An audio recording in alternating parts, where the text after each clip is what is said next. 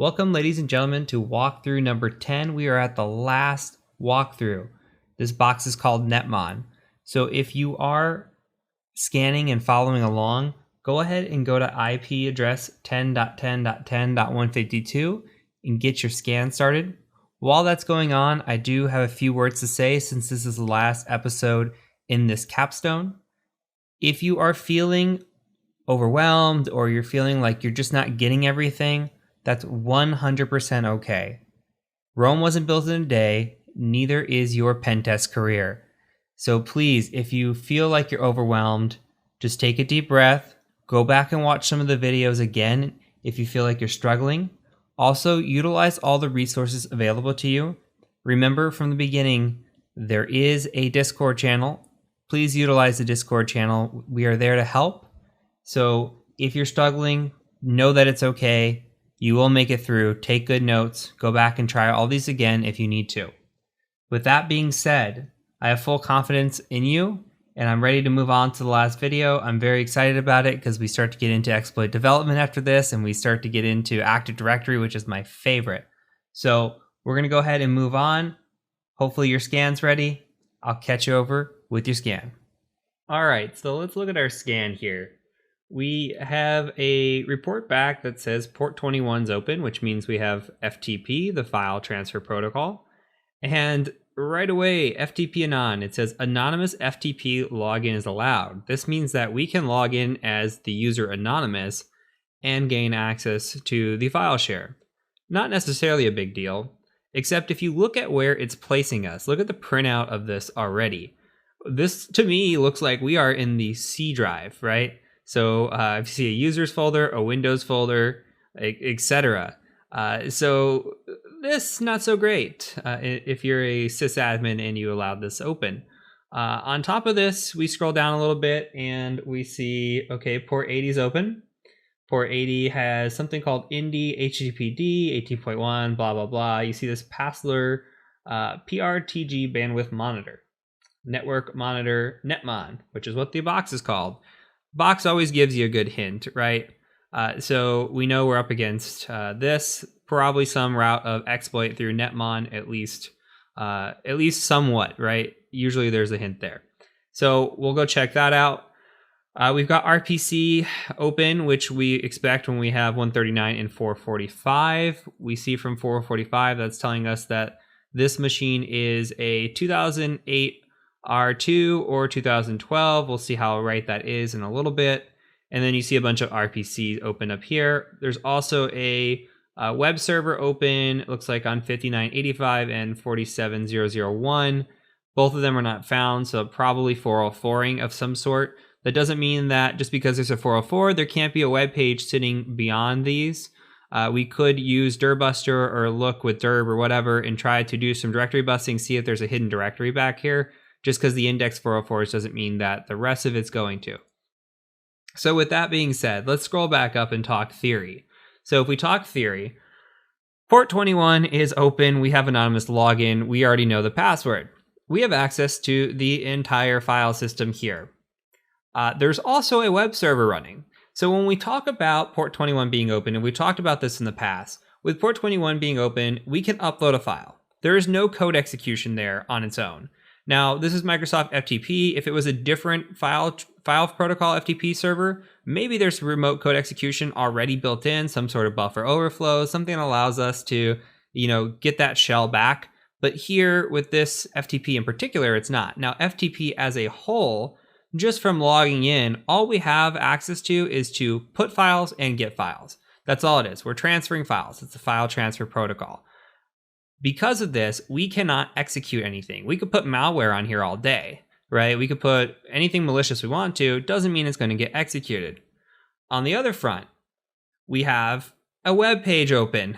Now, this web page, I'm guessing, just a hunch, not sure, is likely running on this inet pub here.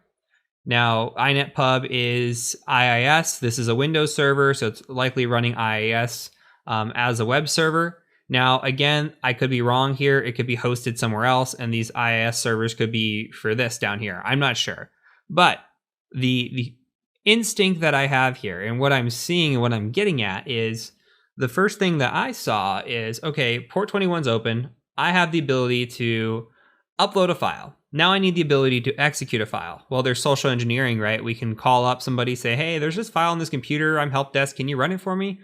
The other option, which we don't have in this instance, is to say, how can I execute a file that I put on there? Well, a web server is a fantastic way. If you remember boxes in the past that we've done, we've executed files via FTP upload into a web server, right? So same kind of thought process here is if I can get this file onto this web server, maybe I can execute that and get a reverse shell. Now, I don't know if that's the box's intention. And when I went through this box, there's actually a different path that seems even a little bit easier. So let's poke a little bit first before we go down this anonymous login path. And let's poke at port 80. Now, another thing to note too is that if you have access to this machine as anonymous user, you can likely grab the flag of the user already, depending on the permissions. Even chances are you might be able to grab the root flag. I highly doubt that, seeing that it's a capture the flag box. They probably want you to do something. So you could probably grab the user flag off port 21. We're going to ignore port 21 completely, though. Now, if you want an adventure and you just want to play around, a good idea here would be to log into port 21 via FTP, anonymous login, and try to find this file server and see if you can't execute that against this here and get a reverse shell of some sort. Get an ASPX reverse shell or ASP reverse shell. We've done it in the past, so I don't need to show you how to do it, but think of that process through and you might be able to get a reverse shell that way as well. But from here, let's poke at this port 80. So let's go out to our PRTG here, and I definitely just went Canadian because that car horn scared me. So said oat there. Let's go out to our 10.10.10.152, and you see that we have a login here. Now, when I see a login, there's immediate things that I want to do. I want to Google immediately PRTG network monitor default credentials. Let's do that. Okay, so we'll go out to the interwebs, go to Google, and we'll say default credentials. That's one thing I want to Google. And we'll look here and see if there is, we'll go to this. This is from 2010.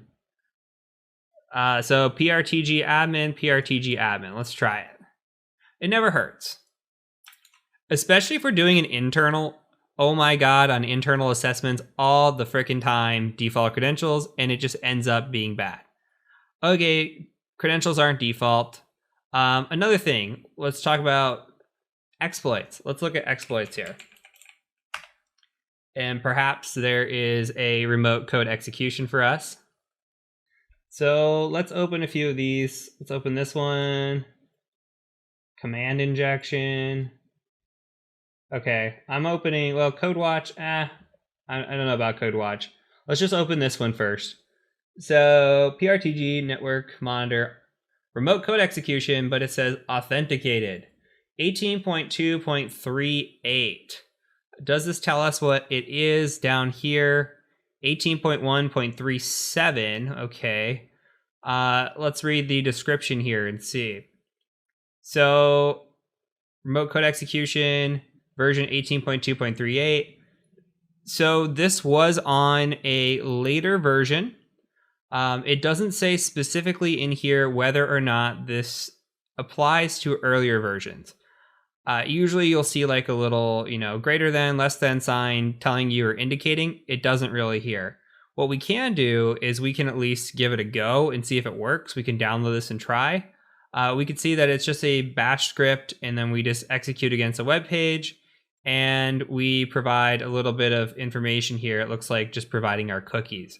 So the big issue, though, that we have is that it is authenticated. So we need to be able to log into this. So we need to look for a database file or where that might be stored. Perhaps we can go to Google and say something like db file location and see where it stores its data. So let's see, where does it store its data? There's one. This one looks like it could be promising as well.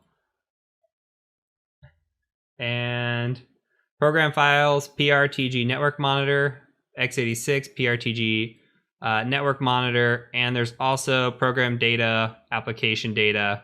So it looks like we might have to do a little bit of hunting around. There's a log database, configuration, to-do database, there's backups. So the reason why I'm thinking about this is I'm thinking about this to say, hey, okay, well, where can we find this information of maybe a credential stored? That's maybe what I'm after here is like, can I find a credential that is on this system? Like where might I be able to find that?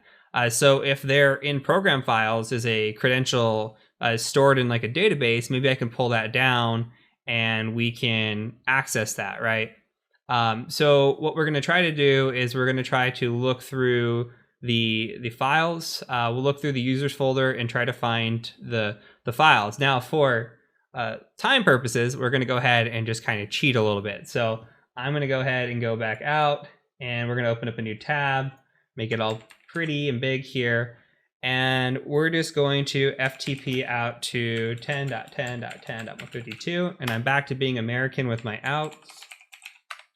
Anonymous. Okay, we are here. We could say ls. And you see we're in the C drive. So let's go ahead and cd to users, if I can type. And then ls here. And we are at the users folder. Okay, so let's see what else is here. Can we LSLA this? Hey, look, there's some hidden directories. So let's try to go to cd all users. See if that works. Okay, cd all users. ls again. Look, there's that password folder we saw, right? So let's cd into that. And actually, let's back up one. Let's LSLA to make sure, because there was an application data folder that we saw, and I think actually that's where it resides. So if we come back through here, all users profile application data passler. So that's a little trick there. Let's cd into this application data, and I'm guessing that there is a passler folder in there. Oh, access denied.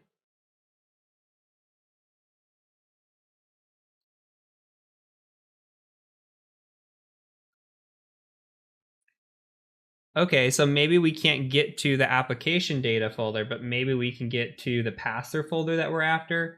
So let's go ahead and just copy this and see if there's not an option just to go right into that folder. So let's cd and say paste here. Oh, of course. I forgot to copy the A. All right, let's paste it now. Aha, successful. If at first you don't succeed, pick yourself back up and try again, right? Don't remember who that was? Aaliyah, Ashanti, one of the two. Anyway, so now we're in here and look at this beautiful, beautiful stuff. We've got this PRT configuration .dat, .old, .back, and we can look through these and see, what we can find here. So how about we download these? So let's go ahead and just do a git, and we'll download these 3 items. So I'm going to copy them and paste. Okay, and then I'm going to say git, and I'm going to copy and paste again. I'll just switch that to old. And then I'm going to git, and then we'll just paste one more time, and we'll do old.back, like that. Okay, so we've got all the files now. Let's go ahead and hit buy, exit out. So I should have ls, if we grep the PRTG, we should have the 3 in here. So let's try to cat out the PRTG configuration.dat, and we'll just grep for that PRTG admin, because that was the username that we used. Okay, there's that there. Let's go ahead and let's gedit this PRTG and see what's in there. And let's do a Control H, or Control F, I should say. Control F, and we'll say PRTG admin. And there's a 1 of 1. And we see a login, we see a password. The password here has been encrypted. Okay, so this one's not it for us. Let's go ahead and do a cat pr, or we'll do a gedit prtg configuration.old, and we'll do a control find. Let's search on password. That's not gonna work. Let's search on prtg admin again. And let's look at that password. That password is also encrypted for us. So let's try one more thing here. Let's try last one of gedit prtg admin, or .old.back. Do a control F, and we'll do prtg admin. There we go. Look at that. So, of course, somebody's driving by with a really loud car. Okay, so we've got prtg admin and we've got these credentials. Let's go try to log in, shall we? So let's go here and let's go paste, and let's go one more where I can find my gedit, and we'll copy this and paste it. Now, this is going to be realistic. Watch this. Log in, it's going to fail. Okay, let's do it one more time. prtg admin. I'm going to paste this. I'm going to back out one and do a 2019. I'm going to put a 9 in there and hit enter. And now things have changed. Okay, why is this realistic? Why do I say this is realistic? This is realistic because we just changed one number off of a password and gained access. Password reuse is one of the biggest issues that we have in the industry. When we talk about like the fall 2019, summer 2019, people use that all the time. So if I see somebody's old password was summer 2019, I'm going to try fall 2019. Or if I see somebody's previous password was like Joe Bob 2018 and now it's 2019, guess what? I'm going to try 2019. You have to think logically, think of the year you're in, and think that, okay, well, this password's from a backup file, it's old, so we're going to go ahead and just give it a go with the new year and see what happens. So we did that, we got the new year, it worked out really well for us. So from here, I'm going to open up Burp Suite, and I'm going to close out of my other Burp Suite. Okay, and we are on the free edition. Actually, I'm on professional still. I guess I have 2 professionals up. That's fine. You're going to be able to do exactly what I'm doing on the free edition. I must have just removed it on this one. So what we're going to do is we've got our proxy set up. It's already grabbing stuff. So we're going to have our proxy set up. If you don't have your proxy set up already, make sure your intercept is on. You should be familiar with Burp Suite. I'm using Foxy Proxy here. However, if you want, we can go into Preferences, and we can scroll all the way down, and we can go to Settings, and you can also do the manual configuration here, which would be 127.0.0.1, port 8080, and you should be Gucci fam. So should be good to go once you have this set up. All you got to do is set up your intercept and then try to refresh a page. So it should hang when you refresh it. Okay, and now what we're after is this cookie. So if you recall from the exploit, we come through here and you see that we have your cookie that you need. Once authenticated, you grab your cookie and use it with the script. So it's got a little bit of extra here with the cookie. We don't have that. We just have this octopus. So we're going to take this octopus cookie and use it in our script. So what we're going to do is we're just going to copy this guy. And there is a download feature, but let's just copy this. And what we'll do is we will make a quick script. So we'll come in here, new tab, and then we'll just say gedit new.sh because this is a shell. Hit paste, and then make sure you put an enter here at the top just so it can declare this. I had issues earlier with it not declaring. So we'll go ahead and save this. And then we're just going to run it via the parameters. So we're going to run new.sh, u for URL with the IP address, and then c for cookie. So what we need to do, as always, with a exploit, we're going to add the +x on the change mode so we can make it executable. Then we're going to say new.sh, and then we're going to say http 10.10.10.152, and we got to provide that wonderful cookie that we have. Let's go ahead and just copy this guy and paste it and let this fire. Okay, so this is going to go through, and if it's successful, it's going to try to create a user pen test in the administrators group with the password of pen test. Now this is going to do it on the actual machine itself. So we can try to connect to this. What I've showed you in the past before is using something like psexec. But I do want to point out, and we've used that in Meterpreter, I want to point out that you can use that without, or with Metasploit, but we can use it without Metasploit here, right? So there is a toolkit already built in to your Kali Linux, but I want to actually show you a better way of using that toolkit.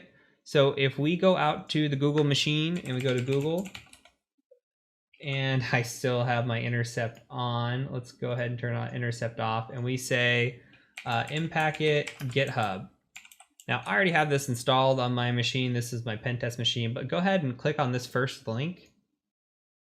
And let's go ahead and just do a clone or download here. You're gonna copy this. And what you're gonna do is I want you to go into your opt folder. This is where I like to install things, in my opt folder.